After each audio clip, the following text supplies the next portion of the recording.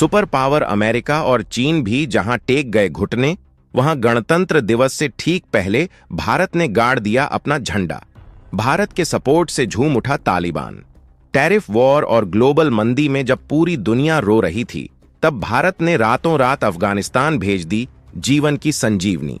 पाकिस्तान के मंसूबों पर फिर गया पानी। 7.5 टन मेड इन इंडिया खजाने ने बदल दी काबुल की हुकूमत की सोच। अचानक अफगानिस्तान की जमीन पर लैंड हुए भारत के विमान, प्लान देख हैरान चीन और अमेरिका। दोस्तों, गणतंत्र दिवस की परेड शुरू होने में बस कुछ ही घंटे बाकी हैं। दिल्ली सज रही है, लेकिन असली धमाका दिल्ली से हजारों किलोमीटर दूर उस जमीन पर हुआ है जिसे दुनिया कब्रिस्तान कहती है।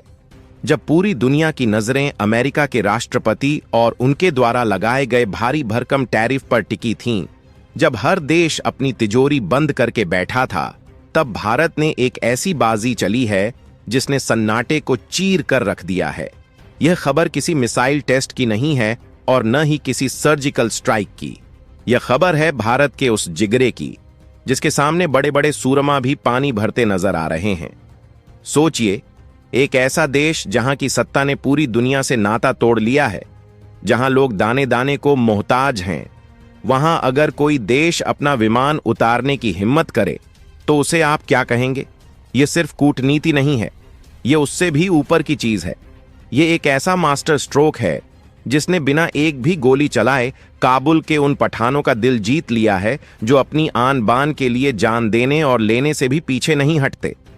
आखिर भारत ने 22 जनवरी की रात को ऐसा क्या भेज दिया काबुल? क्यों इस मदद के बाद वहां की हुकूमत भारत की मुरीद हो गई है? क्या वाकई में भारत ने पाकिस्तान को उसी के घर के पिछवाड़े में चेकमेट कर दिया है?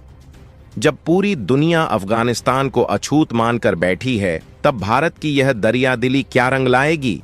क्या यह 2026 की सबसे बड़ी सॉफ्ट पावर जीत है? इन सारे सवालों के जवाब और इस साहसिक मिशन की एक एक परत हम आपको रियलिटी स्कोप के इस वीडियो में आगे खोलने वाले हैं। हम आपको बताएंगे इस धमाकेदार खबर की पूरी कहानी। तो बने रहिएगा वीडियो पर और इस संबंध में आपके जो भी विचार हों, कमेंट में लिखकर जरूर बताइएगा। तो चलिए मुद्दे पर आते हैं और बात करते हैं उस खबर की जिसने जियोपॉलिटिक्स की बिसात पलट कर रख दी है। जैसा कि आप जानते हैं, अभी पूरी दुनिया में ट्रेड वॉर यानी व्यापार युद्ध चल रहा है। हर देश दूसरे देश पर टैक्स लगा रहा है, महंगाई का रोना रो रहा है।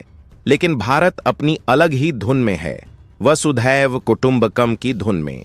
22 जनवरी 2026 को भारत ने अफगानिस्तान के लिए मानवीय सहायता की एक और विशाल खेप भेजकर साबित कर दिया है कि बाप बाप होता है। यह कोई मामूली मदद नहीं थी।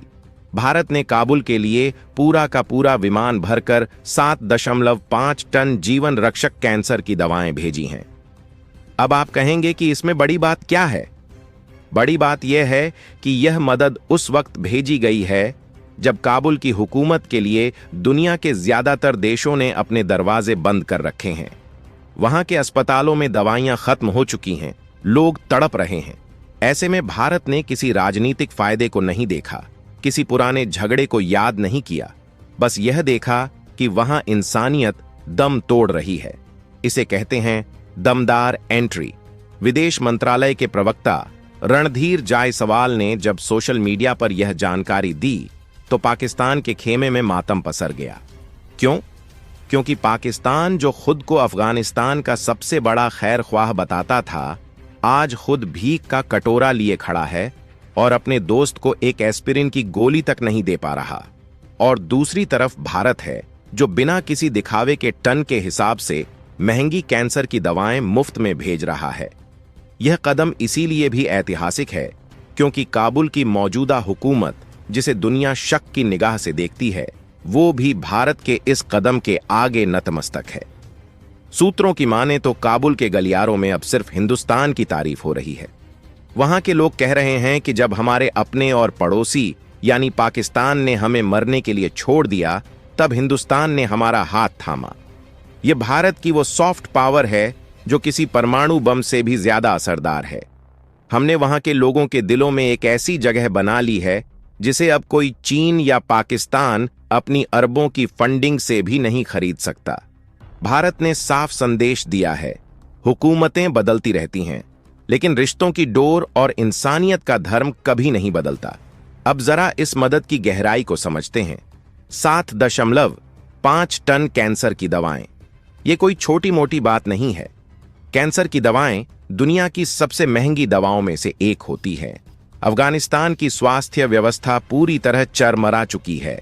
वहां कीमोथेरेपी तो दूर, दर्द निवारक दवाएं मिलना भी मुश्किल हो गया है। विदेश मंत्रालय के मुताबिक यह खेप वहां के जरूरतमंद मरीजों के लिए भेजी गई है।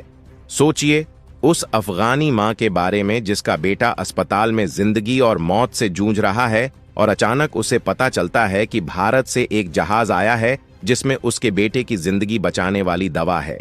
उस मां की दुआओं में कितनी ताकत होगी, इसका अंदाजा आप और हम लगा भी नहीं सकते।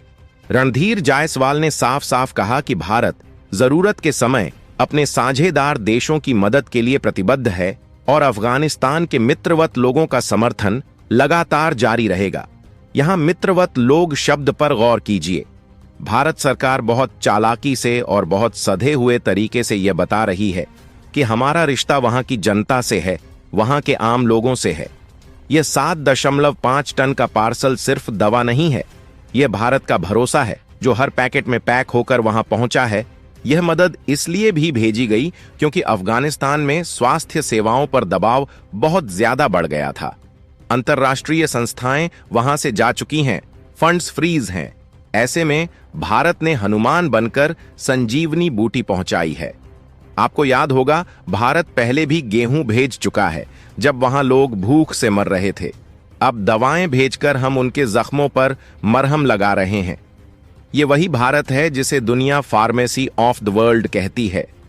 हमने कोरोना में दुनिया को वैक्सीन दी और अब 2026 में हम अपने सबसे मुश्किल पड़ोसी के घर में जीवन का दीप जला रहे हैं।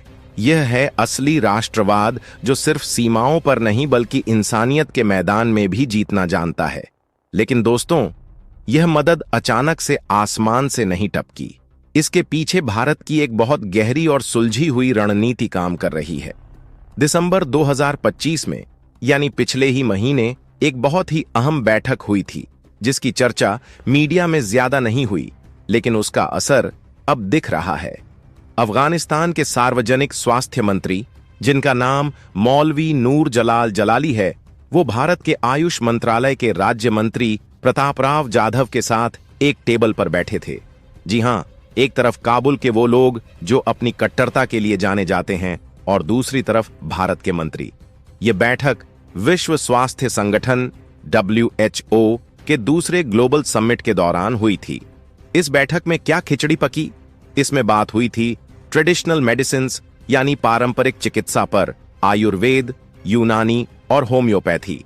सोचिए, काबुल का मंत्री भारत से कह रहा है कि हमें आपकी आयुर्वेद